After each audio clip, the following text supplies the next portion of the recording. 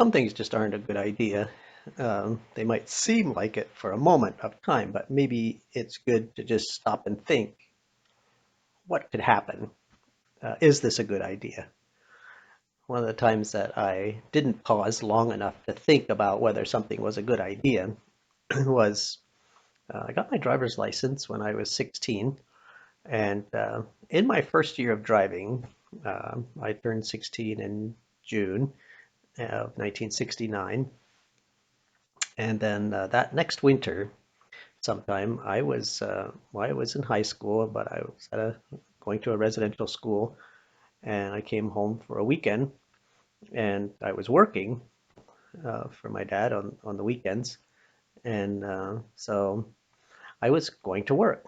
And we had had some snow, not a lot of snow, but it had snowed some, and the roads were icy. And I got into a dip. I went down a hill and then was trying to go up the hill on the other side. And I spun out. I got stuck. I didn't get up the hill. And so I was stepping on the accelerator, and it was a rear wheel drive car. And the wheels were spinning, and the speedometer was connected to the back wheels, I guess, because the faster it spun, the more the speedometer needle went up. So I, like the speedometer needle says I'm going 50 miles an hour, and I wasn't even moving. And so I thought, well, hey, this is interesting. Like the speedometer goes up to 120 miles an hour, and I hear my friends talking about burying the needle and going over 120 miles an hour. Well, that's dangerous to do on the highway, but I'm not even moving. I could bury the needle here, and I wouldn't even be moving, so I wouldn't be breaking the law. So this would be pretty cool. Let me bury the needle.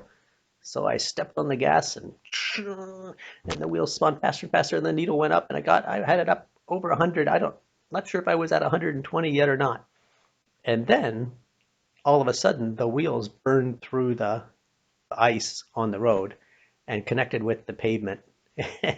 And I went shooting forward, and I did like two donuts, and then went backwards down over the ditch into a field. I was stuck, and there was no way to get out of there. Oh, I didn't know what to do. But up the road, up the hill a little further, there was a man that I knew that had a backhoe. And so I walked up to his house and I said, I'm stuck down here. I'm wondering if you could come and pull me out with your backhoe. And he's like, yeah, sure. So he got his backhoe and he came down there. And this stretch of road was straight. There wasn't a turn anywhere close by. So he came down and he looked at my car backwards in the field. And he said, exactly how did this happen? I said, well, if you promise not to tell my dad, I'll tell you how I got it in the ditch. So he promised and I told him. It wasn't a good idea.